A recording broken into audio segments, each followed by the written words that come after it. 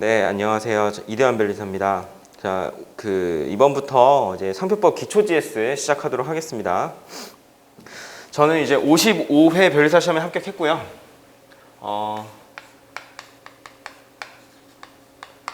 지금 현재 변리사로 일을 하고 있고요. 현업에서 지금 실무를 같이 하고 있고, 일단 제 메일 주소는 그 자료에도 적혀 있긴 한데,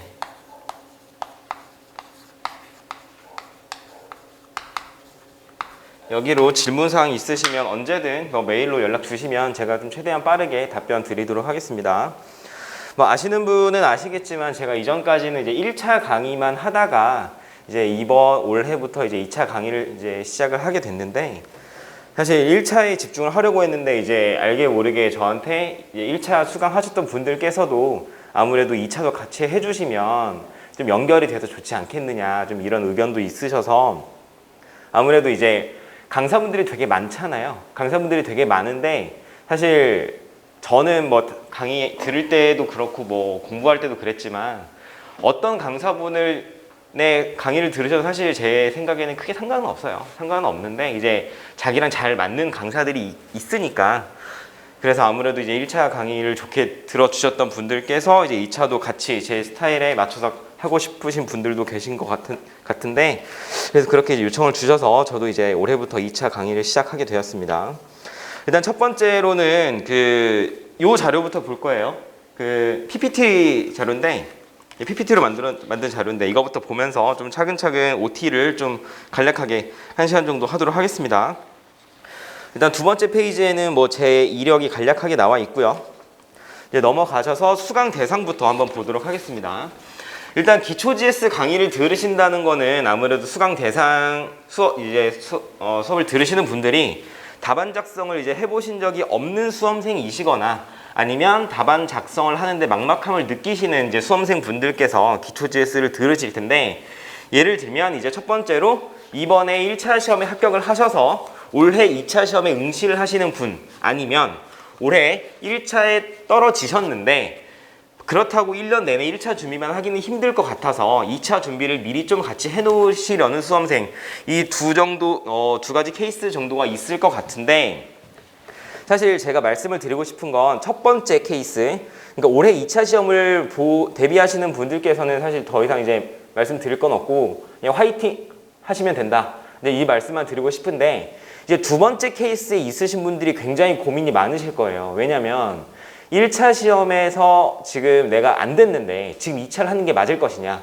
아니면 1차를 1년 내내 달려서 1차 시험을 안정적으로 붙는 게 맞을 것이냐, 이제 여기에 대해서 고민이 있으실 텐데, 사실 제 수험생 경험에 비춰보면 저는 2번 케이스였어요. 제 경험을 살짝 말씀을 드리면, 저는 이제 55회 시험에 합격을 했는데, 제가 2015년에 공부를 시작을 했거든요.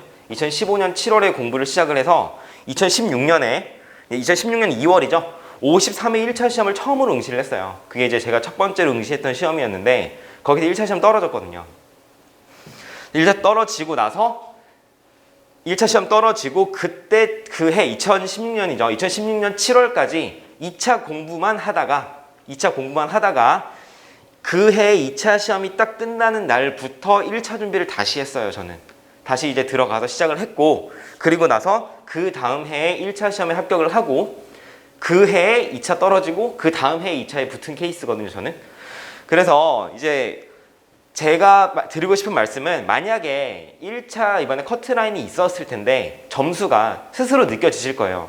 이거는 1년 내내 공부를 한다고 해서 1년 내내 해야 극복이 될 만한 점수의 차이다라고 하시면 엄밀히 말해서 1차 준비를 하시는 게 맞죠. 그런데 이거 한 6개월, 7개월 정도 하면 어느 정도 올릴 수 있을 것 같은데 1년 내내 하면 너무 과한 것 같다라는 생각이 드시면 지금 2차 준비하시는 게 멀리 봤을 때 제가 개인적으로는 좀 도움이 되지 않을까라고 생각이 듭니다. 그래서 좀 제 점수를 직접 좀 말씀을 드리면, 제가 53회, 제가 이 점수를 알려드리는 이유가 뭐냐면, 그렇게 보시면 안 돼요. 만약에 누군가가 그러니까 어떤 1차 시험에서 평균이 70점이 나왔는데 다음 시험에 평균이 75점이 나왔다. 그러면 평균 5점 정도 올릴 수 있구나 라고 생각하시면 안 돼요. 왜냐하면 커트라인이라는 게 다르잖아요. 그래서 커트라인 기준으로 말씀을 드리면, 그래서 취득한 점수와 커트라인을 기준으로 말씀을 드리면, 제가 53회 1차 시험 때 컷이 75점이었거든요. 이때 커트가 75점이었는데 제 점수가 이때 하나 차이로 떨어지긴 했어요. 74.16이었어요. 74.2라고 할게요.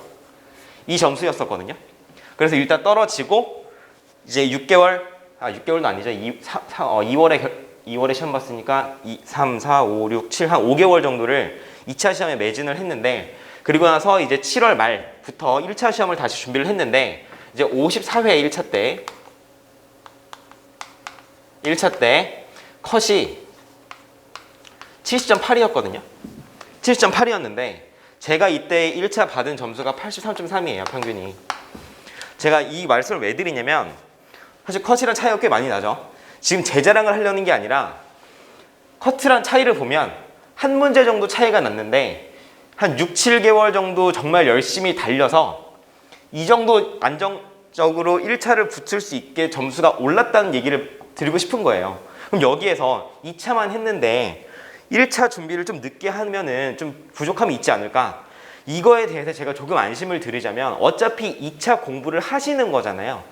특히 2차 공부를 하신다는 얘기는, 물론 민사소송법도 들으시겠지만 특허랑 상표를 안 놓잖아요.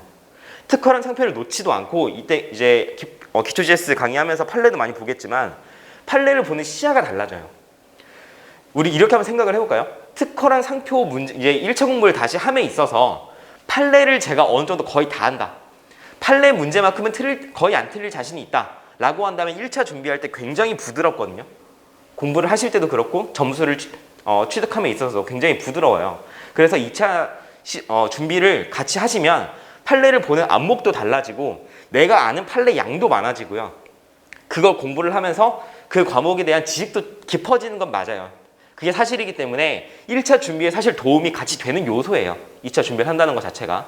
그러니까 현재 2차 준비를 하는 게 맞을지에 대해서 고민이 드신다면, 점수 차이가 만약에 예를 들어서 뭐 커트라인이나 평균 점수가 한 15점 막 이렇게 차이가 난다면 조금 리스크가 있는데, 뭐 몇 점 그렇게 차이가 안 난다 라고 한다면 2차 준비를 좀 같이 해보는 것도 나쁘지 않은 방법이다 라고 말씀을 드리고 싶고, 제 경험이 그래요. 제가 이렇게 경험을 했기 때문에 저도 이제 이렇게 말씀을 드리는 거예요. 심지어 저 같은 경우에는 선택 과목을 회로를 했거든요. 선택을 회로를 했어서 저는 그 6, 7개월 동안, 그 1차 끝나고 이제 2차 준비하는 기간 동안에 회로 공부도 같이 했어요. 그러니까 아무래도 저는 이제 선택을 디보를 안 했기 때문에 디보도 한 몇 달 동안 놓은 상태였었는데, 그래도 점수를 올릴 수 있으니까 너무 그렇게 걱정하지 마시고, 또 이제 이런 의문을 가질 수 있는데, 민법이 양이 많지 않느냐, 자과는 어떻게 하고? 자과는 사실 운도 조금 따르고, 자과는 틈틈이 하면서 올리는 과목인데, 1차에서 우리가 몰입을 해야 되는 과목은 사실 법 과목이죠. 민법이 문제가 되는데, 민법도 사실 이제 7월 시험이 끝나고 이제 2차 공부를 열심히 하신 다음에 민법 판례를 다시 보시면 내 눈에 들어오는 감각이 달라요. 그러니까 너무 그렇게 걱정 안 하셔도 돼요. 이따가 조금 더 자세히 말씀을 드릴게요. 그러니까 지금 1차 시험에 이번에 안 됐다고 하셔서 너무 걱정하지 마시고, 일단 지금 올해 2차 시험 있을 때까지는 2차 준비를 한번 좀 해보시는 게 좀 멀리 봤을 때 시간을 좀 세이브할 수 있는 그런 수단이 아닐까라고 저는 개인적으로 생각을 합니다. 자, 넘어가셔서 이제 강의 특징 및 방향에 대해 말씀을 드릴 건데요. 일단 첫 번째 1번 보시면 교재를 통한 진도는 나가지 않습니다. 저는 일단 이번 기초 GS에서는 이것도 이제 제 경험에 의한 건데, 제 경험에 비춰보면 저도 이제 1차 시험 이제 끝나고 나서 2차 시험 이제 기초 GS를 들었는데, 지금은 이제 다른 강사분들 수업 방식이 다양해져서 좀 다양한 걸로 알고 있는데, 저 들을 때만 해도 사실 기초 GS에 들어가면 2차 기본서를 하나씩 이제 그걸 가지고 진도를 나가는데, 기초 GS 기간 동안에 교재 처음부터 끝까지 진도를 다 나가요. 그리고 하루에 한 문제, 두 문제씩 쓰거든요. 그런데 아무래도 그 양이 적진 않잖아요. 진도 나가는 시간이 굉장히 팍팍해요. 그래서 사실 문제를 내가 답안을 적긴 적는데, 답안을 어떻게 적는지, 목차를 어떻게 잡는지, 사실 이런 것들도 사실 와닿지가 않고 너무 막막했거든요, 저는. 그래서 저는 말 그대로 이제 기초 GS라고 하는 그 이름에 맞게 어떻게 공부를 하고 어떻게 판례를 읽고 어떻게 목차를 잡고 어떻게 답안지를 작성을 해가는지 그걸 이제 차례대로 저는 훈련을 시켜 드리는 것을 저는 이제 이번 강의 목적으로 해요. 그래서 교재 같은 경우에는 여러분들이 이제 원하시는 교재를 선택해서 아무거나 보시면 돼요. 뭐 2차 교재 아무거나 이제 선택해서 보시면 되고, 이제 저는 이제 진도 위주의 GS 강의는 이제 기초 GS에서는 하지 않겠다. 2차 기본 강의도 많이 있잖아요. 사실 이미 동영상으로 열려 있는 강의들도 많이 있기 때문에 만약에 2차의 기본 이론이 부족하다라고 하시는 분들은 이제 그런 강의를 활용하시면 되고, 저는 이번 강의에서는 GS 위주로 좀 설명을 드리도록 하겠습니다. 그래서 두 번째 보시면 이제 목차를 구성하는 방법이라든지 답안을 작성하는 방법부터 차근차근 같이 해보면서 좀 설명을 드리는 방식으로 강의 진행을 하고자 합니다. 그리고 이제 세 번째 보시면 이제 문제의 출제 유형도 제가 소개를 해 드릴 거고, 유형별로 어떻게 대비를 하고 어떻게 목차 잡고 답안을 작성을 하는지 이제 그런 것들을 조금 연습을 시켜 드리려고 합니다. 그리고 이제 기초 GS 다른 이제 기초 GS 저뿐만이 아니라 다른 분들도 이제 기초 GS를 많이 하시는데, 이제 거기에서도 문제 출제를 하시고 답안 작성하는 경우가 많아요. 저도 한 4회나 5회 때부터는 하루에 한 2문제 정도씩은 이제 문제를 드리고 이제 적는 시간을 드리고 이제 그렇게 할 거예요. 그렇게 할 건데, 일단 우리는 1회부터 4회, 그러니까 이 기초 GS 동안에는 쉬운 논점, 그러니까 쉬운 문제들 위주로 차근차근 연습을 하도록 하겠습니다. 오늘도 제가 이따가 목차 잡는 거랑 답안 작성하는 걸 살짝 보여드리긴 할 텐데, 그건 정말 쉬운, 그러니까 말 그대로 예제 수준으로 이제 문제를 내서 답안 작성하는 걸 보여드릴 거예요. 이것부터 차근차근 올려가자고요. 뭐 예제부터 시작해가지고 뭐 유제, 뭐 연습 문제, 실전 문제 이런 식으로 점점 올라가는 그런 커리큘럼으로 가도록 하겠습니다. 5번 보시면 답안 작성은 유형별 난이도별로 다양하게 연습을 할 거고요. 최종적으로 기초 GS의 목적은 실전 GS에 들어가서 좀 활용을 잘 할 수 있게 하기 위한, 준비를 하기 위한 강의라고 저는 생각을 해요. 실전 GS에 들어가시면 아무래도 지금 기초 GS 들으시는 분들은 실전 GS 안 들어보신 분들이 많이 계실 텐데, 실전 GS 강의는 어떤 식으로 진행이 되냐면 강의실에 딱 앉아요. 그러면 시험지랑 답안지 줘요. 그리고 2시간 동안 써요. 그리고 2시간 후에 강사분 들어오셔서 이 논점에 대해 설명해드리고 답안 작성에 대해 설명해드리고 끝나요. 그러면 내가 강의에 처음 들어와서 딱 앉아서 2시간 동안 이제 혼자와의 싸움이에요. 혼자 적어야 되거든요, 2시간 동안. 근데 기초 GS나 이런 과정에서 답안 적는 방법이라든지 이런 거를 연습을 안 해놓으시면 그 2시간 동안 할 수 있는 게 없어요. 책 보고도 어떻게 써야 될지 감이 안 잡히는 경우가 되게 많거든요. 그래서 그런 것 때문에, 근데 그렇게 이제 사실 실전 GS의 가장 큰 목적은 내가 그 시험장 분위기에서 다른 사람들과 같이 시간 재가지고 2시간 동안 써보는 연습을 하는 게 가장 큰 목적인데, 그거를 하지 못한다고 하면 사실 실전 GS 의미가 좀 퇴색되니까 이제 실전 GS를 최대한 활용을 하기 위해서 이제 기초 GS 단계에서 답안 작성을 하는 방법을 조금 설명을 해드리고 이제 그 준비를 시켜드리는 게 이제 저의 이번 강의 목표라고 보시면 되겠습니다. 이제 넘어가 보시면 이제 2차 시험의 특징이 있어요. 2차 시험은 이제 1차 시험을 생각을 해보시면 문제가 객관식이죠. OX를 고르면 돼요. 근데 2차 시험은 그냥 제가 처음부터 끝까지 다 쓰는 거예요. 다 쓰는 건데, 그래서 공부 방법이 조금 달라지고 그리고 직접 적어야 한다는 것 때문에 아주 특이한 케이스가 하나 생기는데, 그게 뭐냐, 1차 시험 같은 경우에는 사실 내가 뭐 예를 들어서 글을 읽는 속도가 월등히 느리다 뭐 이런 것만 아니라면 문제 푸는 거는 사실 연습을 하면 좋고 안 해도 사실 엄청 크리티컬한 차이가 생기진 않아요. 왜냐면 내가 어떤 문장을 읽었을 때 옳은 말이다, 틀린 말이다만 고를 수 있으면 OX를 골라낼 수 있잖아요. 근데 2차 시험은 그게 아니에요. 2차 시험은 내가 안다고 해서 쓸 수 있는 게 아니에요. 그래서 2차 시험 같은 경우에는 공부하는 거 당연히 필요하고요. 그리고 그것을 내가 아는 것을 써내는 연습을 충분히 많이 해야 돼요. 그래서 저 같은 경우에는 이제 2차 공부를 할 때 아무리 시간이 없어도 하루에 적어도 2문제씩은 쓰는 연습을 꼬박꼬박 했어요. 그래야 돼요. 안 그러면 절대 시간 안에 답안지를 쓸 수가 없습니다. 그래서 쓰는 연습이 가미가 되어 있는 게 이제 2차 시험 준비다라고 생각을 하시면 되고요. 3번 보시면 이건 이제 1, 2번이랑 연결되는 문제인데, 1차 시험은 OX 고르면 되잖아요. 그래서 결론을 알면 돼요. 근데 2차 시험 같은 경우에는 결론만 알 수가 없어요. 이따 제가 답안지도 보여드리고 할 텐데 답안지가 이렇게 생겼어요. 답안지가 이렇게 생겼는데 보시면 그냥 이게 끝이에요. 뭐 아무것도 없어요. 백지예요, 백지. 근데 만약에 어떤 문제가 나왔는데 예를 들어 30점짜리 문제가 나왔어요. 이따 말씀드리겠지만 30점짜리 문제면은 여기에 답안지 한 4페이지, 한 5페이지를 써야 되거든요. 근데 내가 알고 있는 게 결론밖에 없어요. 그럼 그거 한 3줄 쓰고 끝낼 거 아니잖아요. 그렇기 때문에 이거 결론만 알아서는 안 되고 그 관련 논점에 대해서 지식들도 많이 있어야 되고 이걸 어떻게 써야 될지를 내가 미리 연습하고 공부를 해야 되고 그리고 이걸 내가 아는 걸 막 줄글로 쓸 수 없잖아요. 목차를 잡아서 교재 만들듯이 목차를 잡아서 쭉쭉쭉쭉 써야 되기 때문에 내가 평상시에 공부를 할 때 목차에 따라서 그 논리의 흐름을 알면서 공부를 해놔야 이제 결국 2차 답안지를 쓸 수 있다라고 하시는 거 꼭 알아두시면 되고요.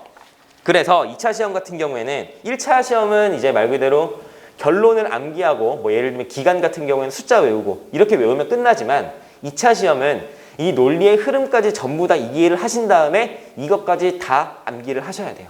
그래야 2차 시험은 이제 준비를 하실 수가 있으니까 이렇게 알아두시면 되고 이제 넘어가시면 시험 범위가 있습니다. 이 시험 범위는 이제 59회 그 변리사 시험 공고에서 이제 발췌를 해온 건데 일부분을 밑줄 쳐놓은 부분을 보시면 법령의 범위가 어떻게 되죠?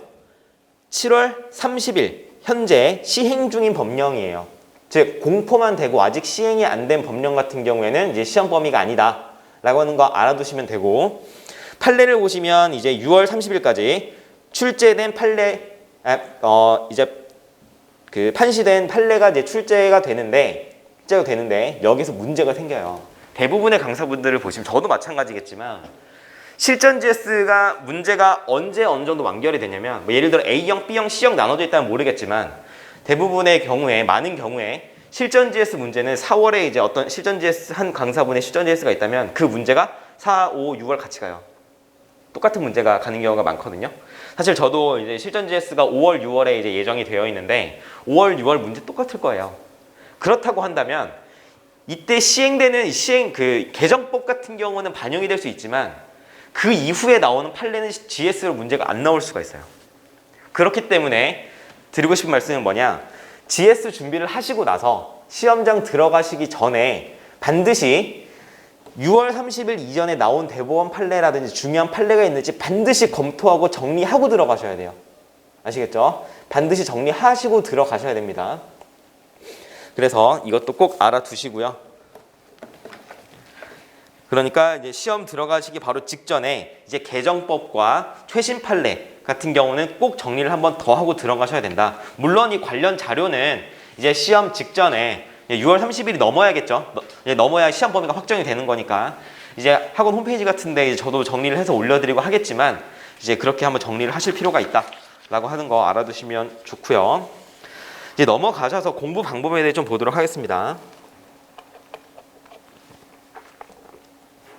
아까도 말씀을 드렸지만 첫 번째 판례의 경우에는 결론만 외우시면 사실 안 돼요. 제가 이따가 직접 보여드릴 거예요. 판례 같이 읽으면서 이제 판례 어떻게 공부하는지, 판례를 어떻게 공부를 하는지, 이제 판례를 어떻게 읽는지, 판례가 어떠한 구성으로 짜여지는지, 쓰여지는지 이제 그런 것들을 같이 보여드릴 텐데 판례의 경우에 결론만 외우는 게 아니라 그 판례에 나오는 그 논리의 흐름이라든지 논리의 순서, 논리의 전개 순서 이런 것들을 같이 공부를 하셔야 돼요. 실제로 상표법 같은 경우에는 사례 문제가 꽤 많이 나와요. 그러니까 뭐 예를 들면 갑이 언제 어떤 상표를 어떤 상품을 지정 상품으로 해서 언제 출원을 했고 그러고 나니까 뭐 을의 상표가 뭐 언제 출원돼서 등록된 상표가 있었다. 이 경우에 등록될 것이냐? 아니면 이 상표가 무효가 될 것이냐? 아니면 뭐 갑이 을에게 침해금지 청구를 했다. 이게 인용이 될 것이냐? 이런 식으로 문제를 물어보는 경우가 많아요. 케이스가 쭈르륵 나오면서 사례가 쭉 나오면서 그런데 우리가 생각을 해보면 이러한 케이스 문제는 판례랑 사실 다를 바가 없어요. 왜 판례랑 다를 바가 없냐면 그 판례라고 하는 거 예를 들어서 우리가 뭐 침해 사건을 한번 생각을 해볼까요? 그 판례가 뭐 대법관 분들께서 그냥 우리가 뭐 머릿속으로 사례 하나 상상해가지고 문제를 내는 게 그러니까 판례 판시라는 게 아니실 거 아니에요. 어떤 사건이 생겨서 누군가가 제소를 하고 그 중간 과정 동안에 이제 변론도 있고 하면 심리 된 이후에 결론이 나온 그 결과물이 판결문인 거잖아요. 그럼 판례도 마찬가지예요. 어떠한 재반 사정이 있었고 이 사정으로 인해서 누군가가 누구한테 제소를 했고 그러다 보니까 중간 과정 중에서 다른 양 당사자가 증거도 제출하고 이제 변론하고 주장하고 막 하다 보니까 그 심리 내용이 쌓이겠죠. 심리 내용을 쌓이다 보니까 이제 이거를 기존의 판례라든지 법령을 기초로 분석을 해서 심리 판단을 해서 그래서 결론은 이렇다라고 하는 게 실제 우리 주변의 분쟁의 케이스잖아요. 그러면 시험 문제 똑같다고요. 시험 문제는 그 일련의 과정을 요약해서 우리한테 던져준 다음에 답을 내라. 이거는 우리한테 판결문 써라. 이거랑 크게 다를 바가 없는 거예요. 어떻게 보면. 그래서 우리는 답안지의 큰 틀을 판례의 틀을 따라가시면 좋아요. 저는 그렇게 공부를 했고 답안을 그런 식으로 쓰려고 노력을 많이 했어요. 그래서 내가 쓰는 특히 케이스 문제가 나왔을 때 답안은 판례의 논리 흐름, 판례의 이제 전개 방식과 유사하게 쓰는 게 저는 가장 좋다고 생각을 해요. 그래서 이따 말씀을 드리겠지만 판례도 이제 그러한 관점에서 공부를 하시면서 이제 답안 작성도 그렇게 연습을 하시면 상표 같은 경우에는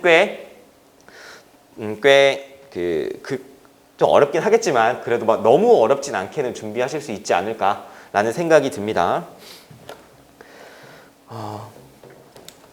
그리고 잠시만요.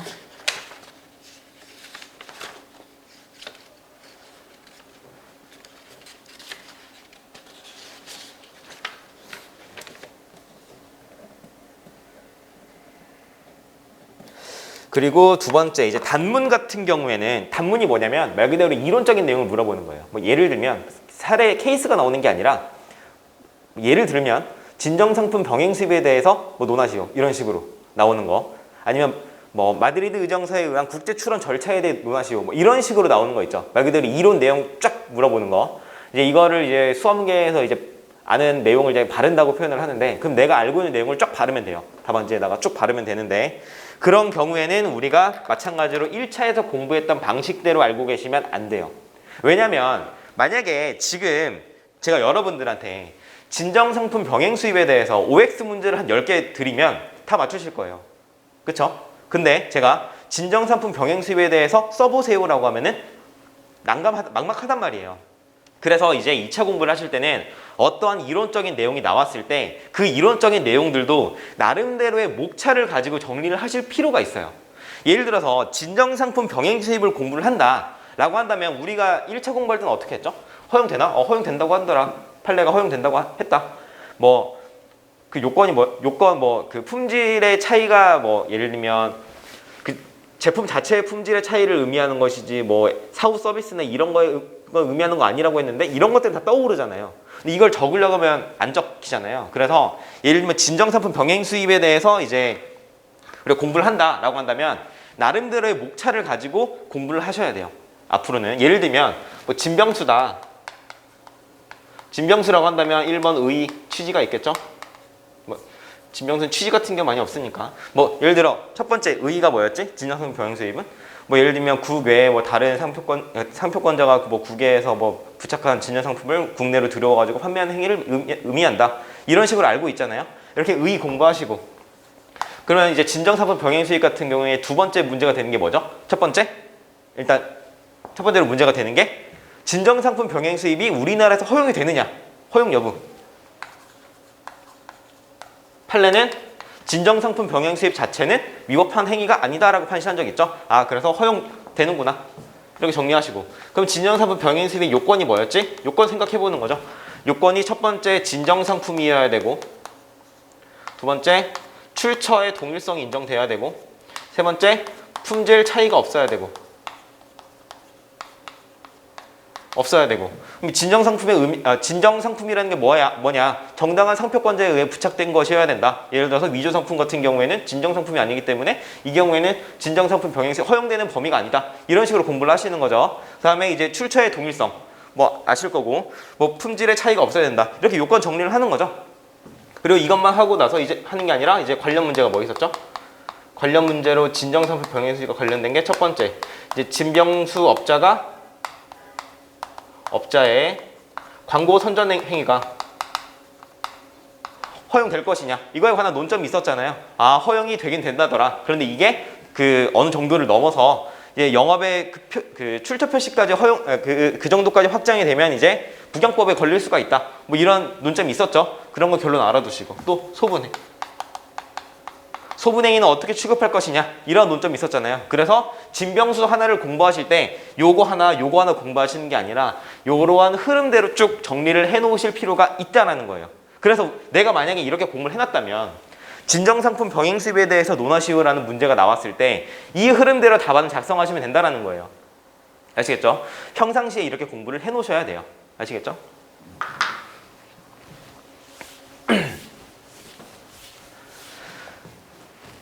이제 넘어가셔서 이제 세 번째, 이제 기초GS 들으시는 분들은 대부분 동차생이실 거예요. 사실 뭐 예를 들어 3시, 5시 하시는 분들이 기초GS 들을 일은 사실 거의 없거든요.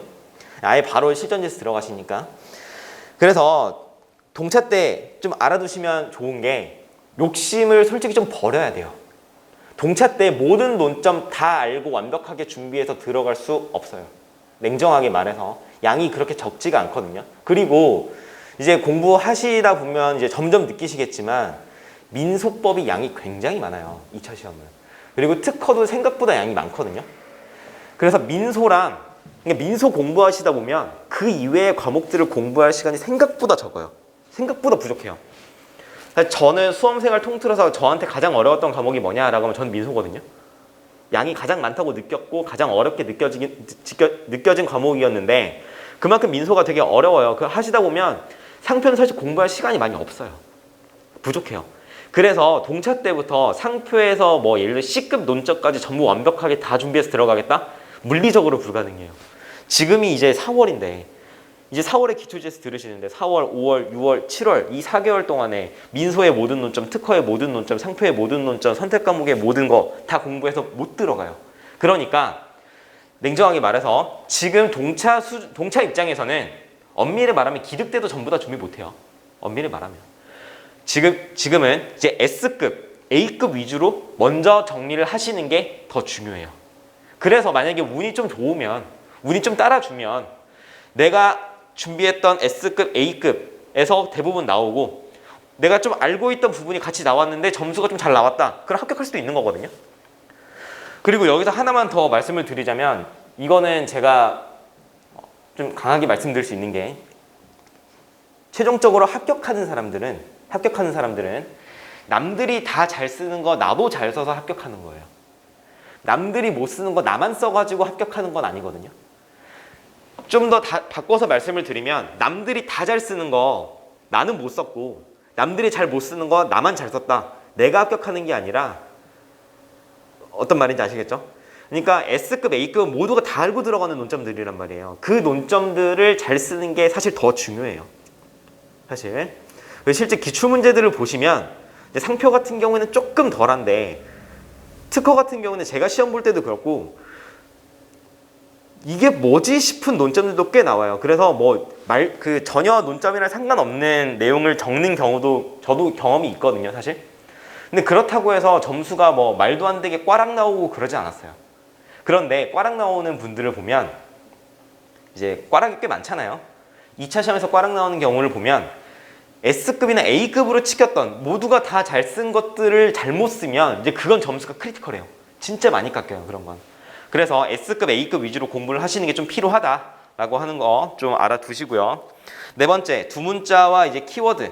이거는 사실 뭐 많이 갈리는데 이거는 진짜 사람 차이예요. 이건 사람 차이기 때문에 이건 알아서 선택하시면 돼요. 난 두 문자 외워서 바르는 게 편하다라고 하시면 두 문자 외우세요. 근데 난 두 문자는 도저히 못 외우겠고 키워드가 편하다. 나는 키워드 몇 개만 외워가지고 이제 그거 내가 문장 그때그때 만들어서 쓰는 게 편하다라고 하시면 키워드 하시면 돼요. 저 같은 경우는 키워드로 공부했던 스타일이거든요. 전 두 문자를 외우는 것도 잘 외워지지도 않을 뿐만 아니라 두 문자를 열심히 외웠는데 나중에 쓰려고 하면 압축이 안 풀려요. 그러니까 언집이 안 돼가지고 전 두 문자를 잘 못 외우겠더라고요. 물론 정말 안 외워지는 것들은 두 문자 몇 개 외우긴 했는데 제가 1차 강의할 때도 말씀드린 적이 있는데 저는 시험 시작해서 이제 합격할 때까지 외웠던 두 문자가 30개가 안 돼요. 저는 30개가 안 돼요. 그러니까 두 문자가 편하시다. 두 문자 외워서 하시면 되고 두 문자 도저히 안 되겠다. 키워드 하셔도 돼요. 사실 합격하는 데는 둘 다 상관이 없다. 이걸로 사실 논쟁을 할 필요도 없어요. 제 생각에는. 그냥 편하신 대로 하시면 되고.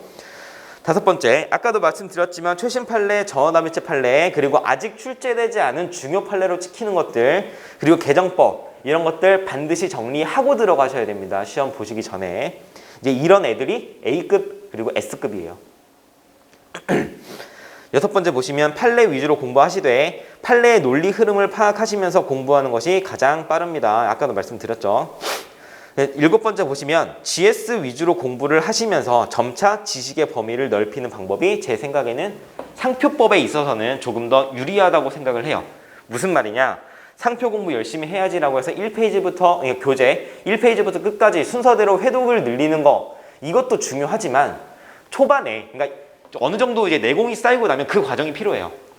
첫 번째 페이지부터 끝까지 쭉쭉쭉 넘기면서 이 논점에 뭐뭐 있었지, 논점 뭐뭐 있었지 이렇게 쭉 정리를 하면서 넘어가는 건 필요한데 지금 초반 단계에서는 그렇게 하면 시간이 너무 부족해요.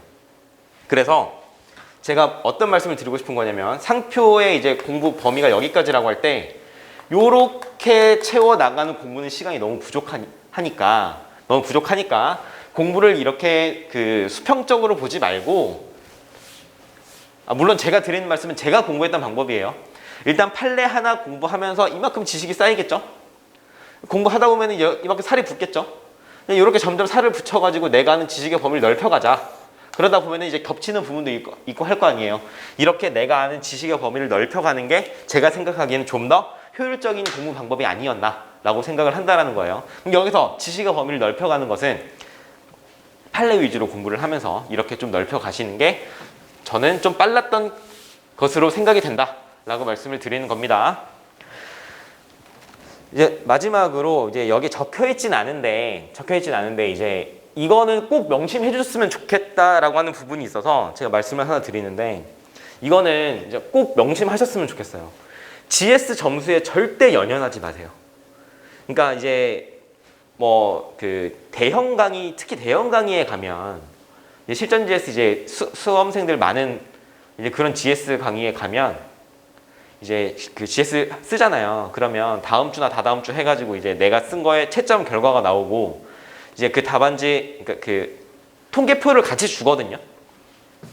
그래서 예를 들어 그 수험생이 한 달에 100명이었다라고 하면 물론 내 이름은 안 나와요. 내 수험 번호 막 이런 것처럼 나오는데 1등부터 쭉 나와요. 점수가 쭉 나오거든요. 이 등수랑 점수에 절대 연연하지 마세요. 이거에 연연하면 공부 힘들어서 못해요. 첫 번째, 내가 항상 상위권에 있다. 이 상위권에 있는 분들 있죠. 이 분들도 실제 시험에서 꽈락 나오는 경우 수두룩해요. 그리고 여기서 또 하위권에 있는 분들 있죠. 무조건 떨어지는 거 아니에요. 이것도 이제 제 경험을 하나 말씀을 드리면 제가 이제 기득 때 이제 합격한 해죠. 합격한 해에 상표 실전 GS를 2번을 들었어요. 2번을 이제 4월이랑 5월이었나? 이렇게 2번을 들었는데 그 2개 다 그 당시에 수험생이 가장 많은 강사님의 실전 GS 2개를 각각 들었어요. 하나씩. 이제 여기가 A 강사님이라고 하고 내가 이제 B 강사님이라고 할 건데 이제 두 분 다 이제 거의 마감 찍고 이제 이랬던 강사분들이었는데 제가 실전 GS 들었을 때 이제 한 뭐 100명이 넘을 거 아니에요. 그러면 통계표 등수도 한 페이지에 나오는 게 아니라 몇 장이 돼요. 그래서 맨 앞장에 있으면 상위권이겠죠. 맨 뒷장에 있으면 당연히 하위권일 거고. 제가 이분 GS 강의 들었을 때 저는 한 번인가 빼고 맨 뒷장에서 벗어난 적이 없어요. 항상 맨 뒷장에 있었거든요. 이 강사분 거 GS 들었을 때 저는 맨 앞 페이지에서 벗어난 적이 없어요. 그러니까 한 달 만에 제 실력 차이가 막 크리티컬하게 차이가 나는 게 아니잖아요. 이게 강사분들마다도 다르고 이거 그때그때 컨디션 따라서 다르고 그러니까 여러 가지 요인들 때문에 내가 여기에 이 점수가 내 실제 시험 점수와 같아질 수가 없어요. 그러니까 GS는 내가 다른 사람들은 이 정도 쓰는구나. 이러한 경우에는 내가 이 정도 등수가 나왔네? 그리고 내가 2시간 동안 이러이러한 논점을 썼는데 이 부분을 내가 누락했구나. 이런 거를 파악하는 용도로 GS를 활용하셔야지 이 등수가 실제 시험의 등수다라고 생각하시면 나중에 힘들어요. 특히 맨 뒷장에 있는 나의 번호를 확인할 때마다 느껴지는 그 절망감 때문에 나는 올해 틀린 것 같아 하시는 순간 그 시험 이제 끝나는 거예요. 그렇게 생각하실 필요가 전혀 없어요. 아시겠죠? 이 GS 점수와 등수에 절대 연연하시면 안 돼요. 절대. 이제 넘어가셔서 이제 조금 이제 실질적인 이야기를 좀 해보도록 하겠습니다. 이제 시간 배분에 대해 말씀을 드릴게요. 이제 2차 시험 같은 경우에는 이제 시험 시간표가 있는데 첫째 날에 오전에 1교시 때 특허를 봐요. 2시간 동안. 그리고 점심 식사하고 오후에 2시간 동안 상표법 시험을 봅니다. 그리고 집에 가요. 그리고 다음날 첫째 날에 오전에 민소 시험 보고요. 점심 먹고 오후에 선택 과목 시험 봅니다. 이제 이게 시간표가 이렇게 되는데 보시면 전부 2시간 120분씩이죠? 120분씩이에요. 일단 첫 번째 말씀드리고 싶은 거 상표 잘 하셔야 돼요. 어느 정도는 좀 하셔야 돼요. 왜냐? 첫째 날 오후에 시험 봤는데 내가 2문제 백진했어요. 다음날 시험 못 봐요. 일단 2문제 백진했으면 일단 그거는 뭐 죄송한 얘기지만 무조건 꽈락이에요. 무조건 꽈락인데 내가 민소를 내가 막 교수님 보면서 눈물을 흘릴 정도로 답안을 잘 써도 어차피 그 시험 못 붙어요. 그리고 그 첫째 날 시험 끝나고 돌아가서 내일 거 공부해야 되잖아요. 상표 못 보면 그러니까 특상 망하면 책 눈에 들어오지도 않아요. 게다가 시험이 7월인데 엄청 덥거든요. 엄청 습하고 힘들어요. 다시 도서관 가가지고 책 보는 것 자체가 곤욕인데 시험까지 망쳤다. 아 그러면은 공부 진짜 안 되거든요. 저도 그런 경험이 있는데 아무튼 상표는 그래서 어느 정도는 다 쓰실 수 있을 정도로 좀 대비가 되는 게 어떨까. 물론 말이 쉽지만 그렇게 좀 준비를 하실 수 있도록 하시고 일단 여기서 이제 제가 실질적으로 말씀을 드리려고 하는 건 상표가 120분이죠. 120분입니다. 그러면 2시간이라는 얘기인데 문제의 구성을 보시면 넘겨볼게요. 상표는 4문제가 나와요. 큰 문제로 4문제가 나오고 1번부터 4번까지 나오고 1번이 30점, 2번이 20점, 3번이 30점, 4번이 20점 이렇게 나와요. 그러면 1번 30점, 2번 20점, 3번 30점, 4번 20점 이렇게 나와요. 이거를 얼마 동안에? 120분 동안에 적는 거예요. 그러면 계산이 간단하죠? 딱 반 갈랐을 때 1, 2번 적는데 1시간이에요. 그쵸? 그럼 단순하게 생각을 해볼게요. 단순하게 3대 2죠? 60을 3대 2로 나누면 시간이 어떻게 되죠? 36분이랑 24분이에요. 그래서 1번 문제 36분 안에 끊어야 되고요. 2번 문제 24분 안에 끊는다라고 생각을 하시고 연습을 하시면 돼요. 그런데 조금 땡기는 게 좋아요. 왜냐? 이제 시험 시작할 때 마음도 가다듬어야 되고 아직 손도 안 풀렸으니까 적는 속도가 좀 느려질 수도 있고 마지막에 4번까지 다 적은 다음에 혹시 내가 수험번호 안 적었나 이런 거 확인해야 될 시간도 필요할 거 아니에요. 그래서 앞뒤로 한 1, 2분씩 뺀다고 생각을 하면 한 35분 끊고 한 23분 끊고 이런 식으로 연습을 하시는 게 사실 베스트겠죠. 이게 베스트예요. 그럼 여기서 조금 더 이제 세부적으로 시간을 쪼개보자면 이제 문제를 읽고 이제 목차를 잡을 텐데 이건 이제 저의 경험입니다. 1번이든 2번 문제든 마찬가지로 문제 읽고 목차 잡는데 한 5분에서 한 7분 정도 전 잡았어요. 얘도 마찬가지로 5에서 7분 정도 잡았어요. 그리고 나머지 시간 동안 답안을 적는 거예요. 이 목차대로 답안을 적는 거예요. 여기에서 이제 목차를 잡고 하다 보면 시간 너무 긴 거 아닌가? 실제로 이제 답안을 써보시면 이런 생각이 많이 드실 거예요. 시간이 너무 부족해요. 시간이 너무 부족해서 목차 잡는 시간을 줄여야겠다 라고 하는 거 사실 어느 정도 내공이 쌓이는 그런 일이 있으면 안 되겠지만 3시, 4시 넘어갈 정도의 이제 시험 경력이 쌓이면 이제 이건 저절로 알아서 되는 부분이니까 너무 걱정을 안 하셔도 되고 제 동기 중에 목차를 안 잡고 쓰는 동기도 있어요. 시험 볼 때. 그런데 동차, 기득 입장에서는 이런 거 그러니까 목차 잡고 이런 거 겁내시면 안 된다고 저는 생각을 해요. 왜냐면 만약에 답안을 막 적으시다가 한 3페이지째 적고 있어요. 근데 머릿속이 딱 스치는 거예요. 아, 논점 잘못 잡았다. 그럼 끝난 거예요, 그거. 그 시험 끝이에요. 그럴 바에 목차 잡는데 1, 2분 더 쓰는 게 차라리 나아요. 한 2페이지, 3페이지 썼는데 이거 논점 아예 잘못 잡아가지고 예를 들면 뭐 34조 1항 12호 문제인데 34조 1항 9호만 두 장창 적고 있었어요. 그러면 이거 다 그신 다음에 다시 써야 되잖아요. 그 몇 분 날아가는 거야? 한 20분 날아가는 거거든요. 그거에 비하면 목차에 1, 2분 더 투자하는 게 그렇게 아까운 시간이 아니에요. 그러니까 목차 잡는 거에 너무 그렇게 걱정하지 마시고 목차는 한 5에서 7분 정도씩 잡고 목차를 잡은 다음에 나머지 시간 동안 쭉 쓰시면 돼요. 그래서 제가 적어놨잖아요. 목차는 여유 있게 잡자. 고치는 시간에 비하면 한 두세 페이지 쓰고 나서 고치는 시간에 비하면 목차에 1, 2분 더 투자하는 게 훨씬 나아요. 그리고 이 연습을 하시는 게 차라리 더 도움이 된다라고 말씀을 드립니다.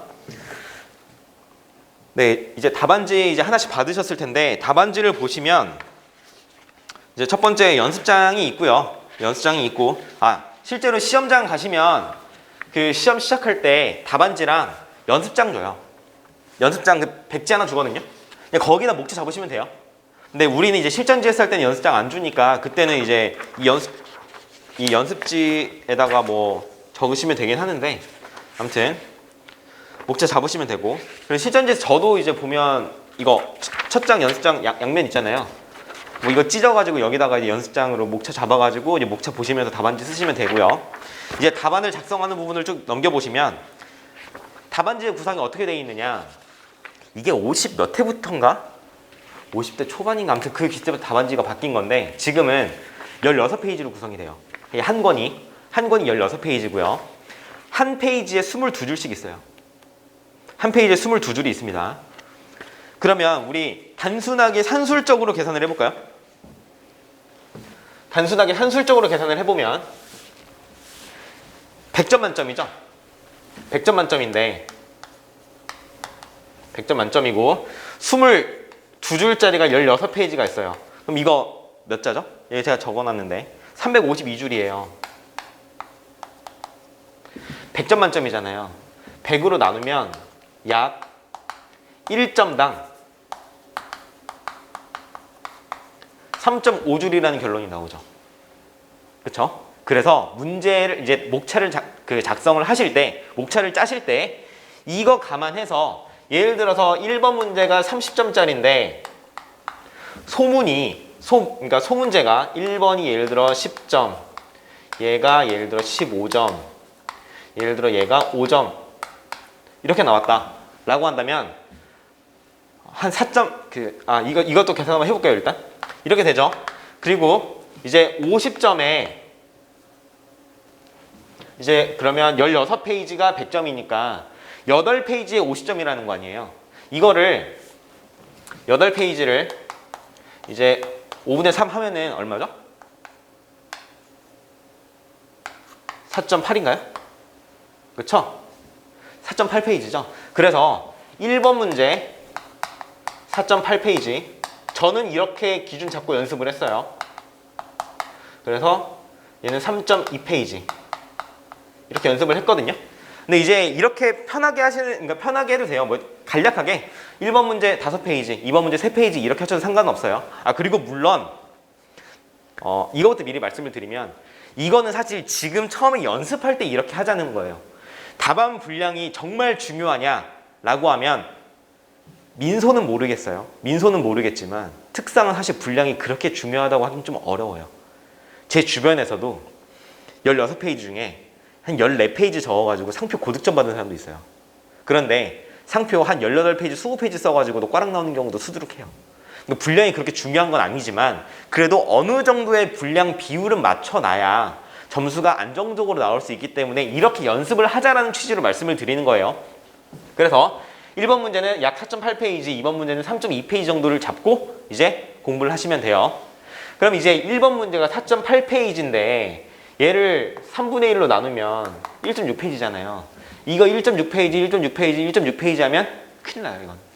큰일 나는 거예요. 이 분량의 조절은 배점에 따라서 조정을 하신다라고 생각하시면 돼요. 그래서 이게 한 1점당 3.5줄이니까 이거 한 대략 몇 줄 쓰면 되죠? 한 35줄이에요. 그쵸? 얘는 대략 한 17줄 되죠? 그쵸? 얘는 한 52줄 되나요? 한 이 정도 될 거예요, 대략 이 정도 되면 한 페이지에 22줄이니까 얘가 22 빼면은 얼마 남죠? 13 남죠? 1.5페이지 정도 쓰면 되겠네요. 그쵸? 한 1.5페이지 쓰면 되고 얘는 이거의 반절이니까 한 0.8페이지? 둘 더하면 되니까 한 2.3페이지? 이 정도 쓰면 되겠구나 라고 잡고 목차 잡는 거예요. 이제 이런 식으로 연습을 하시면 돼요. 아시겠죠? 그래서 제가 이건 이따가 다시 한번 보여드릴게요. 제가 이따가 문제 답안 작성하는 거 보여드릴 건데 이제 이런 식으로 목차 잡을 때 이 점수 그리고 분량 계산하면서 답안을 작성을 시작하시면 된다라는 겁니다. 여기까지 보시고 이제 넘어가셔서 답안 작성 시 이제 유의점에 대해서 몇 개 말씀을 드릴게요. 첫 번째로 이제 2차 답안지도 답안지 보셔서 아시겠지만 여기에 주정자 적는 거거든요. 다 적는 건데 이 오른쪽에 있는 게 좀 부끄럽긴 한데 제가 실제 수험생 때 썼던 답안지가 있어서 제가 그거 찍어가지고 올린 거거든요. 제가 수험생 때 쓴 거예요. 보시면 아시겠지만 글씨가 안 예뻐요. 글씨가 별로 예쁘진 않아요. 그런데 한번 읽어볼까요? 그 왼쪽 답안을 읽자는 게 아니에요. 이 답안지도 결국 채점은 사람이 하거든요. 사람이 직접 읽으면서 채점하기 때문에 답안의 인상이 꽤 영향을 미치는 게 사실이에요. 물론 모두가 이렇게 얘기를 해요. 채점하시는 교수님들도 마찬가지고 모두가 사실 내용이 중요하지 답안의 뭐 글씨체나 이런 건 중요하지 않다라고 하지만 이건 사람의 심리상 어쩔 수가 없는 부분이라고 저는 생각을 하거든요. 딱 봤을 때 깔끔하고 예쁘게 있는 답안지와 이건 진짜 암호인지 한글인지 영어인지 알 수가 없는 그런 답안지를 봤을 때 내가 딱 봤을 때 인상이 달라요. 사실 어쩔 수가 없는 부분인 것 같아요. 그 부분은. 그래서 답안의 인상도 어느 정도 영향을 미치는데 그런데 우리가 문제는 바빠요. 바쁘잖아요. 답안 작성 2시간 동안 16페이지 쓰는 게 굉장히 힘들거든요. 예쁘게 쓸 수가 없어요. 천천히. 무조건 휘갈게 쓸 수밖에 없어요. 즉 내가 글씨체를 예쁘게 바꿔서 쓸 수는 절대 없어요. 그리고 글씨체는 바뀌지도 않아요. 그래서 절대 하면 안 되는 거 첫 번째, 시험 대비를 하기 위해서 글자체 교정받는 거 절대 하시면 안 돼요. 어차피 안 돼요. 그거 내가 지금 한 20년 30년 동안 써온 글씨체를 몇 달 동안 바꿀 수 있는 게 아니에요. 그냥 그거는 어쩔 수 없고 그럼 이제 내가 할 수 있는 게 뭐냐. 첫 번째, 예쁠 순 없지만 가독성이라도 좀 좋게 하면 돼요. 제 답안지를 보시면 사실 글씨가 안 예쁘지만 무슨 말인지 알아볼 수는 있지 않아요. 솔직히 이 정도만 써도 사실 합격하실 수도 있다라는 걸 보여드리려고 부끄럽지만 가져온 거고요. 두 번째로 좀 가독성이 좋아 보이려면 글자는 좀 큰 게 좋아요. 또 글자가 작으면 답안 분량 채우기도 힘들어요. 그래서 글자는 좀 크게 쓰시고 글자랑 줄 사이에 적절한 간격도 조금 필요합니다. 그래야 보기에 좀 편해요. 그리고 글자를 크게 하기 위해서 근데 사실 제가 여성분들한테는 제가 이 걱정을 별로 안 해요. 솔직히 여성분들은 아무리 못 써도 어지간한 남자분들보다 글씨가 예쁜 경우도 많고 그렇기 때문에 글 쓰는 속도 빨라서 크게 걱정을 안 하는데 남성분들이 걱정이에요. 저도 마찬가지로 걱정이었겠죠. 스스로. 그래서 글자를 좀 크게 쓰는 게 좋고 글자를 크게 쓰려면 펜도 너무 얇은 거 안 쓰시는 게 좋아요. 한 0.3 이런 거 쓰시면 힘들어요. 글자가 안 예뻐요.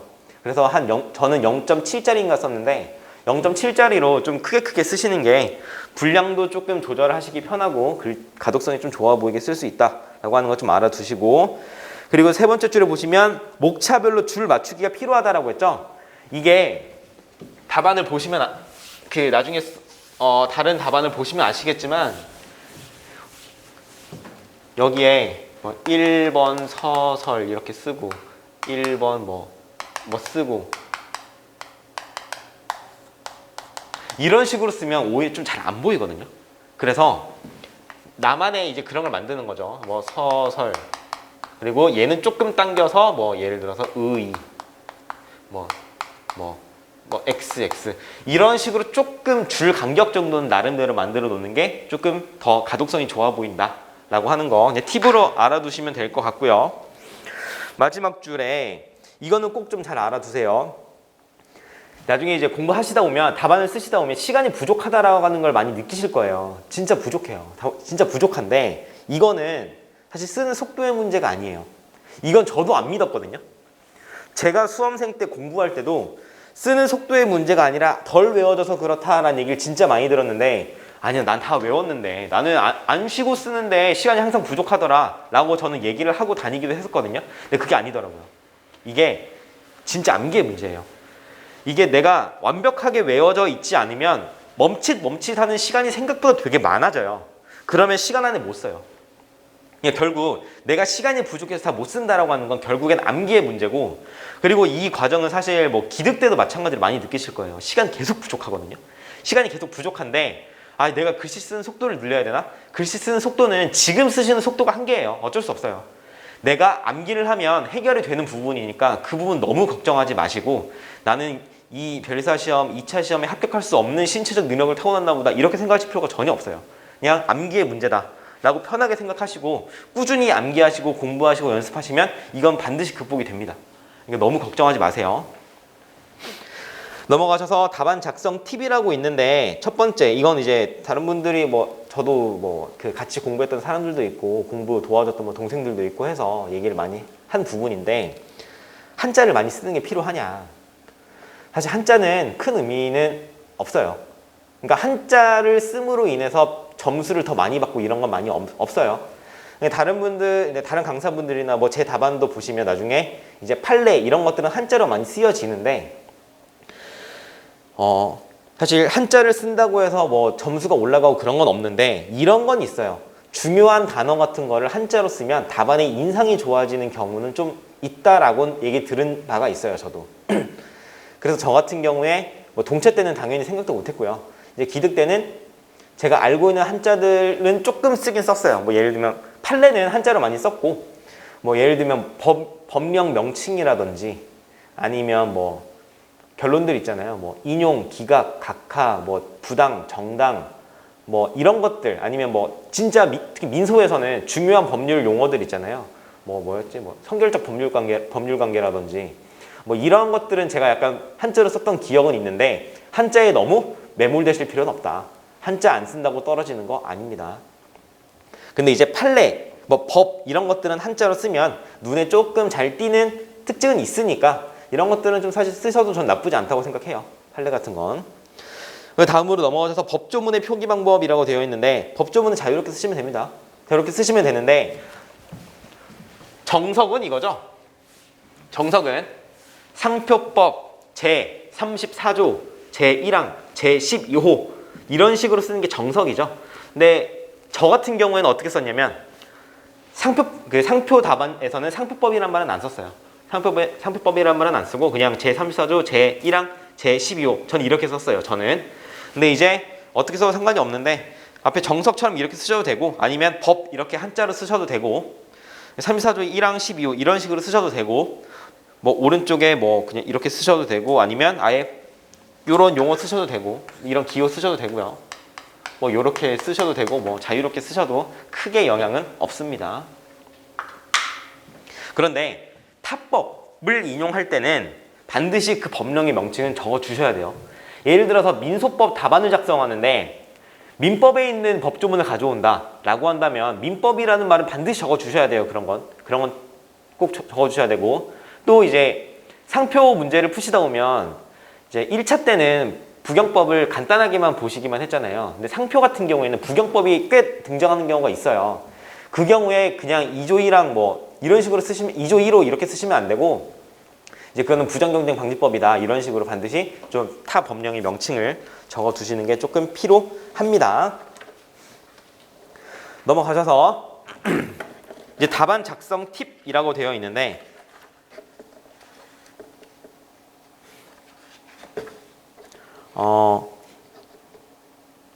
이거는 조금만 이따가 할게요. 넘기셔서 15번 슬라이드부터 먼저 말씀을 드릴게요. 문제 유형부터. 그럼 상표법 문제는 어떻게 출제가 되느냐? 첫 번째로 이제 사례형 문제가 있어요. 아까 말씀드린 것처럼 이러이러한 재반 사정이 있다. 이 경우에 어떻게 결론이 나올 것이냐? 이런 식으로 물어보는 문제가 사실 가장 많아요. 상표에서는 가장 많아요. 예를 들면 누가 출원을 했다. 등록될 것이냐? 아니면 누가 무효 심판을 제기했다. 무효 심판의 결론을 예상해라. 아니면 누가 침해금지 청구했다. 법원의 판결을 예상해라. 이런 식으로 나오는 경우가 가장 많고요. 두 번째, 단문형이 나오는 경우도 있어요. 단문이라고 하는 건 아까 말씀드렸다시피 이론적 내용들 그냥 통째로 물어보는 거라 했죠. 그냥 특정 주제에 대한 이론을 서술하는 유형의 문제를 단문형이라고 하고, 이런 문제도 간간히 나오고요. 혼합형은 사례가 소개된 후에 사례에 대한 해결도 물어보고 그와 관련된 이론에 대한 단문도 물어보는 경우가 있어요. 뭐 이거는 이제 사례형이랑 단문형 둘 다 준비하시면 뭐 혼합형은 금방금방 하실 수 있으니까 이거는 보시면 되고, 주제별로 보면 가장 많이 나오는 케이스로 나눠보자면 첫 번째 등록 가능성을 검토하는 유형이 있어요. 이거는 오늘 해볼 겁니다. 같이. 두 번째로 이제 심결, 판결의 결론을 검토하는 케이스가 있어요. 근데 여기서 위에서 이제 두 개가 중복되는 것 중에 하나가 뭐냐면 무효 심판의 결론. 사실 등록 가능성 검토하는 거랑 무효 사유 여부의 검토는 사실 비슷해요. 유형이. 왜냐면 어차피 거절 이유는 무효 사유랑 거의 비슷하죠. 그리고 이제 등록 요건 중에서 이제 실제 이슈가 되는 거는 아시다시피 33조랑 34조가 많이 나올 거 아니에요. 그러니까 무효 사유에서도 많이 나오는 건 33조 아니면 34조거든요. 그러니까 어차피 등록 가능성 검토랑 무효 사유 검토는 이제 비슷하다. 아무튼 이제 이런 식으로 등록 가능성을 검토하는 문제나 심결 판결의 결론을 검토하는 문제가 꽤 나올 거고요. 또 침해 여부를 검토하는 이제 유형이 있고, 다음으로 이제 조치의 검토를 물어보는 문제가 나와요. 예를 들면 갑이 무엇을 하려고 한다. 근데 알고 보니 을에 무엇이 있더라. 이때 갑의 조치에 대해 설명해라. 이런 식으로. 그럼 이제 갑이 뭐 출원을 해서 상표 등록을 뭐 받기 위한 절차를 밟을 수 있다. 뭐 이런 걸 제시를 한다든지, 아니면 뭐 을의 등록 상표에 대해 불세형 추도 심판을 청구하는 방법을 내가 제안을 한다든지, 이런 식으로 조치에 대해서 물어보는 문제가 있고, 마지막으로 아까 말씀드렸다시피 단문, 그냥 관련 내용 쭉 바르는 거, 내가 알고 있는 내용 쭉 바르는 이제 유형도 있습니다. 일단 여기까지 해서 OT는 간략하게 마치고요. 이제 조금 쉬었다가 답안 작성 팁부터 해서 이 답안 작성하는 팁을 토대로 이제 판례 한번 공부하는 방법 말씀드리고 실제 목차 한번 잡아보고 답안 작성하는 것까지 한번 좀 이어서 해보도록 하겠습니다. 좀 쉬었다 하겠습니다.